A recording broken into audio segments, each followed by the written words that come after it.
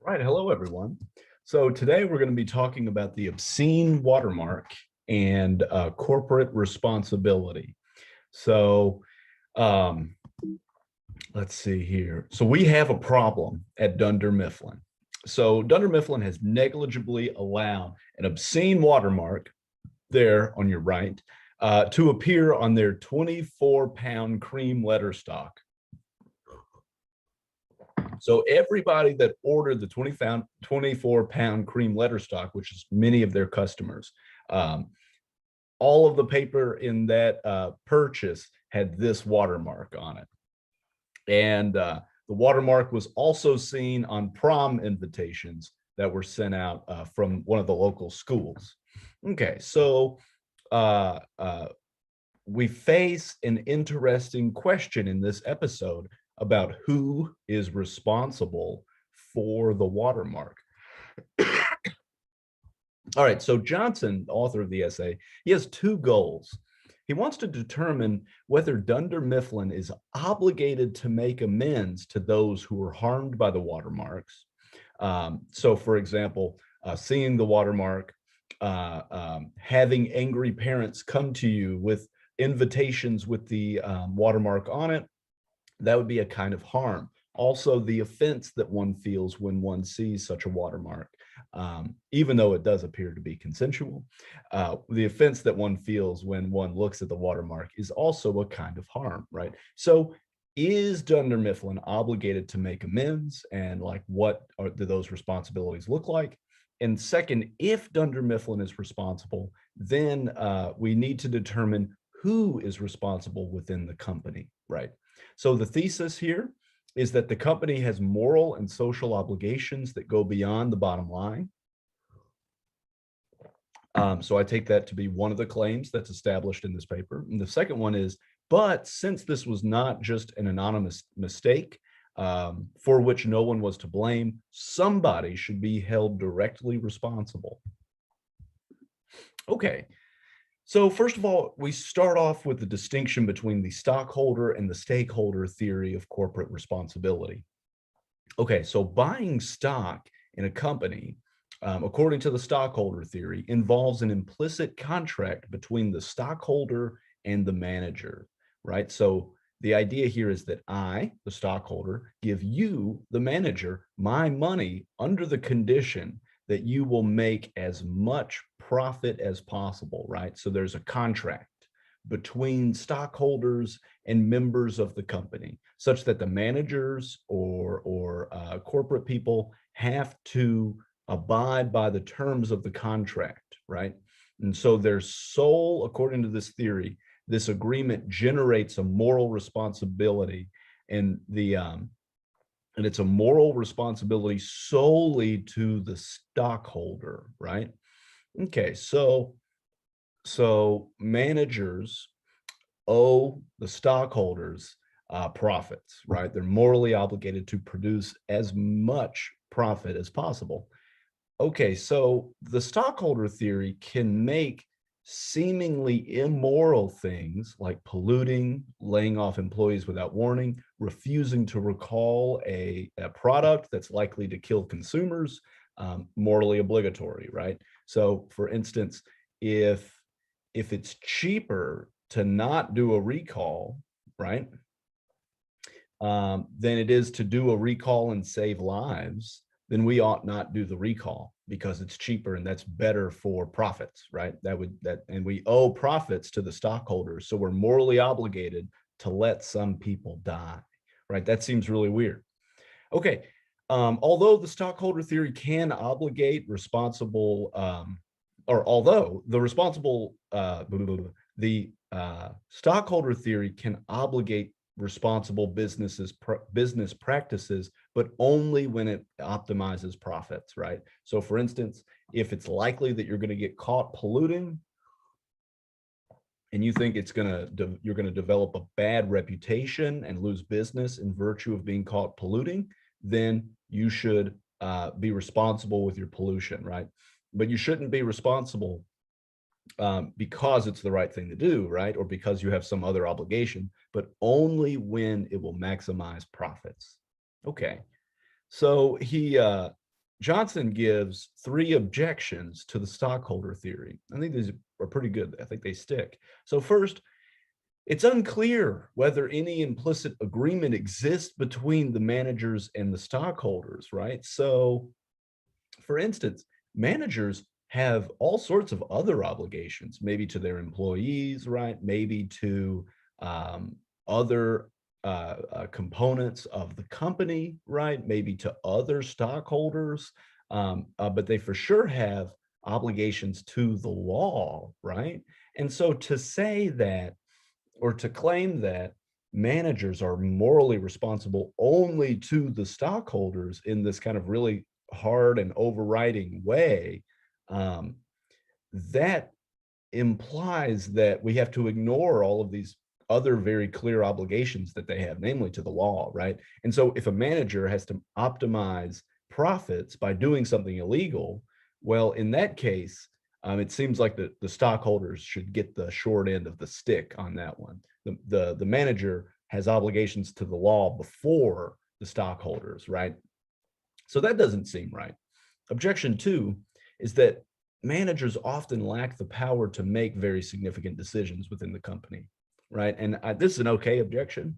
So the idea here is that a lot of the times when it comes to business decisions, it's done by the higher ups and it just kind of goes down, right? In response to this objection, a proponent of the stockholder theory might say something like, well, look, the CEOs and those who are at the top of the company also have like obligations to the stockholders too, right? So it's not just the managers, rather it's the higher ups and the managers. Everybody in the company has the obligation to the stockholder. Um, and so that's one way to push back on this second objection. Okay, and then objection three, stockholders don't own the company. They can leave any time they want to, right? And so it seems like for the kind of responsibility that the stockholder theory is trying to get us to accept, um, that responsibility only makes sense if you own the company and your like entire livelihood is like wrapped up in the company's success, right? So given that stockholders can always just pull out and leave the contract, it seems like why should we think that managers owe the stockholders so much, right? So that's like that's another a pretty good objection. But I do think the most powerful objection is probably number one. Okay, so once Johnson lays out the objections to the stockholder theory, he then goes over the stakeholder theory. And the stakeholder theory says that companies have a moral responsibility to anyone that has a stake in the company's decision making, right? So, for instance, employees, manufacturers, customers, the stockholders, maybe even society at large, maybe even the environment, right? So, all of these various people, individuals, and entities may have some interest in what the company is doing, right? And the company has a responsibility to recognize and weigh those interests when making those kinds of decisions. So in our next video, or in the previous video, in the stakeholder stockholder theory video, we're going to talk a little bit more about uh, how foggy it is to identify salient stakeholders, right? So potentially on some conceptions, maybe everybody has a stake in the company. So we have to have a way to determine the relevant or salient stakeholders over and above the irrelevant or non-salient stakeholders. But anyway, so the idea here is that a corporation has responsibility to anybody that has an interest in the company's success or in what the company does. So when they make decisions, companies make decisions, they have to weigh the interest of all of these relevant stockholders. And so companies can have responsibilities to relevant parties, even at the expense of profits. This model seems to imply. Not all the time, right? But there are some times where we sacrifice profits to for the interest of some stakeholder, right? So maybe in the case where we do say a recall is like less expensive than or more expensive than all the funerals we're going to have to pay for when we get sued, right? Maybe then we should just take the financial hit and do the recall and keep those people from dying that would have died otherwise. Okay. So the stakeholder theory and the watermark. So the stockholder theory demands that we maintain profits, right? So Dunder Mifflin's moral responsibility then to their customers is only to compensate such that there's no loss of profit, right? So they can't lose money when they're trying to compensate their customers. So they can apologize, they can refund, and maybe they can give away some free paper such that there's no loss in profit. So for instance, Michael has the lady, one of their customers, and gives them like what, an apology, in front of the guy from the local Scranton newspaper, and and it's like 6 months of free paper or 25 reams, whichever one comes first, right? And so the idea there is that you only get so much, like just a little bit of paper for free, such that we don't really lose much money or lose any money at all, right? Okay. Um, and and so the stockholder theory demands that Dunder Mifflin maintain profits first, right? And then compensate kind of second. Whereas the stockholder theory, at least Johnson argues, says that demands that we do more, that Dunder Mifflin do more. So Dunder Mifflin may need to compensate such that it loses out on some profits. So, for example, giving customers more paper than the stockholder theory demands, or calling everyone who received a prom invitation and saying that it was not the school's fault, right?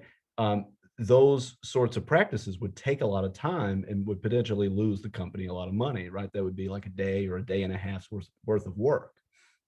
So the essential point here, though, is that Dunder Mifflin has a responsibility beyond the bottom line. Okay, so so that's kind of the first prong of Johnson's thesis, right? Is to try and argue or try and figure out whether or not Dunder Mifflin is responsible for the obscene watermark. Now we got to think about uh, um, whether or not we're going to hold some individual responsible for the mistakes that Dunder Mifflin has made, right? So there's two schools of thought about responsibility for corporations. The first one is corporate responsibility. And the idea here is that the business itself, and not any particular individual, is responsible for the blunders of that business, right? So when Dunder Mifflin sent out the obscene watermark, it's Dunder Mifflin that is responsible, not one employee or person or organization within the company. And then we can contrast this with individual responsibility.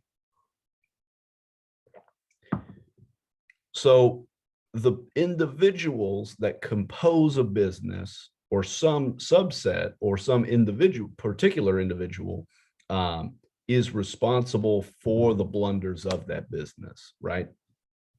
So rather than saying that Dunder Mifflin is responsible, we need to say that Creed, for example, is responsible, right? Okay, so against corporate responsibility. So he raises three objections to corporate responsibility. I'll go over them very quickly. So objection one is that responsibility can only be granted to beings with intentions in minds. And corporations are a collection of individuals, and they don't themselves have their own sort of intentions or their own sorts of minds, right? It's not like the corporation is a thinking, acting thing that's like doing stuff, right? Rather, it's individuals that are in the corporation making the business move forward. Secondly, we holding an entire business responsible may also punish the blameless, right? So if we have to punish all of Dunder Mifflin for the Watermark incident, well, Stanley and Meredith and Dwight and Jim, all of those people, who had nothing to do with the watermark would receive some punishment, right? And then lastly, objection 3 is that spreading around the responsibility, right, in terms of this, like the corporate theory demands, encourages a kind of irresponsibility in the future, say. So if the worker in the paper mill knows that the whole paper mill or that Dunder Mifflin is going to be responsible, well, he could just do it again since the consequences aren't directed specifically at him. So Johnson prefers the individual responsibility model. Okay, so we got to get clear on kind of what we're talking about when we're talking about individual responsibility. So here are a couple of tentative definitions. First of all, we have direct causal responsibility. So one is blameworthy, according to this view, if and only if this person has directly caused the problem in question, right? So according to this view, we fire the employee who created the watermark, right? And so then problem solved. We got that guy, we found him. Let's fire him, and bada bing, bada boom, it's over. So in this particular case, though, the direct causal responsibility account of individual responsibility ignores Dunder Mifflin's role in this blunder, right? So we've already established that according to the stakeholder theory, Dunder Mifflin is responsible, right? They probably have some compensation obligations. But if we go with this direct causal responsibility business, then we're going to kind of lose out on them being responsible in the relevant kind of way. So we can then talk about indirect causal responsibility. And this is that one is blameworthy if and only if one could have prevented the blunder, could have prevented the problem. So the idea here is that anybody that stood in a position to be able to find the watermark and stop the watermark from being distributed would be responsible. So for example, it would be the worker, right? It would probably be Creed.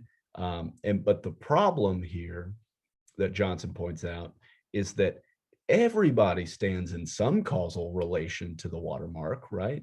So for instance, or the distribution of the watermarked product.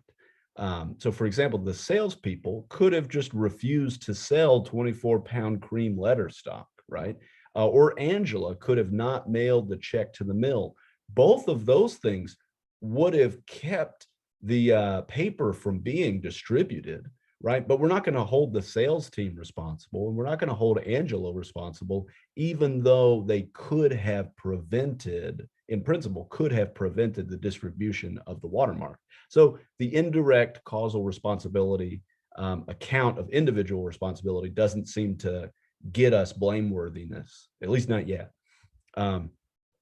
So then we talk about, Johnson talks about what I'm calling the job-related responsibility account. So if one fails to perform an action that it is one's job to perform, and that failure causally contributes to the negative incident, well, then one is blameworthy for the incident.